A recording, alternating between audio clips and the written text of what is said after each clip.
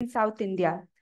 This study was initiated because there was frequent occurrences of acute pyelonephritis in our setting, and the treatment guidelines of which were largely based on research done in tertiary care centers. Whereas the question of antibiotic resistance patterns as well as treatment guidelines in community settings were unanswered. So the objectives of the study was to find out the spectrum of uropathogens causing this disease, a prevalence of the resistance, and an association of this resistance to various factors. This was a retrospective cross-sectional study done over a period of 1 year, and it included all adults admitted under medicine unit of Chittoor campus with acute pyelonephritis. In this study, we defined cases as people who presented with who fulfilled any of the two following criteria, which was either fever, flank pain, or renal angle tenderness, or symptoms of dysuria with lower urinary tract symptoms. So out of the 106 patients identified, 58% of them were female, with 4.8% being pregnant and the rest being male. And the most common age group which presented was the middle-age adults. The most commonly encountered symptom was fever, followed by dysuria and flank pain. And by a vast majority of them had risk factors of diabetes, constituting almost about 60% of the individuals identified, followed by previous UTIs in the past 1 year and partially treated UTIs, other risk factors of renal calculi and catheterizations. Among males, about 20% of them had benign prostatic hyperplasia. Out of the 106 urine samples identified, 67 of them, that is 63.2%, showed significant bacterial growth, and E. coli was a predominant pathogen by a vast margin, followed by Klebsiella, Pseudomonas, and other organisms as shown in the graph.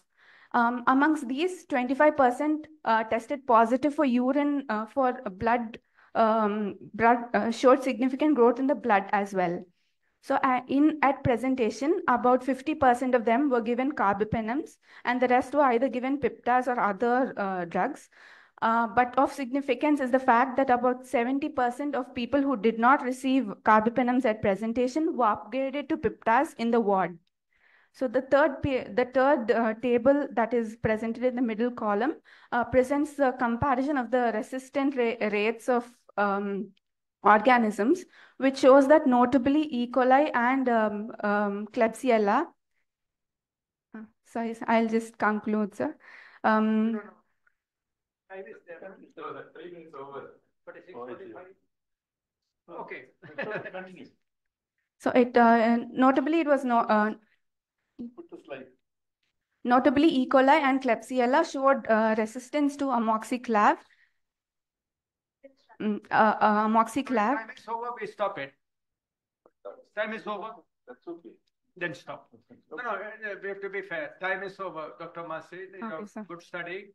Now, what we are asking you is, you had community onset pyelonephritis. Yes, sir. My question to you is, there was no instrumentation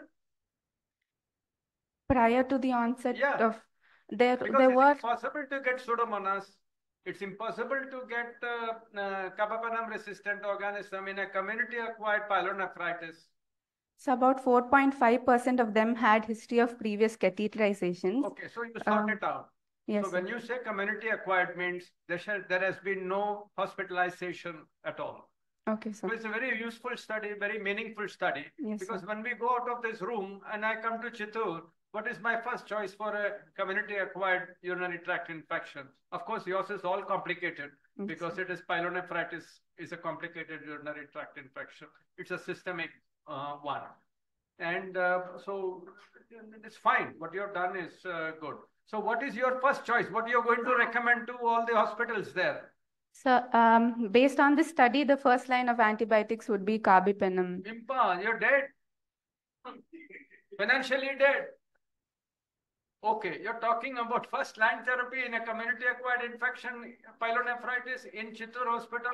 You will list it out in the board saying it is meropenem. I won't have money to come to your hospital, number one. How now, next? How do I make it zero? That should be your future. Yes, sir. So I would go for that as a next step is, given this as your baseline, you work on those people who are coming, or the same people, 126, you may not get pregnancy, but 126 of them, how do I minimize it? And show next year's presentation that you brought it down in your hospital and in your community. Yes, sir. Because it is technically, if you send this report or you publish it, everybody will come there. And Army, Navy, Air Force will come. Because they want to know why you're having so much of resistance. Yes, sir. Okay.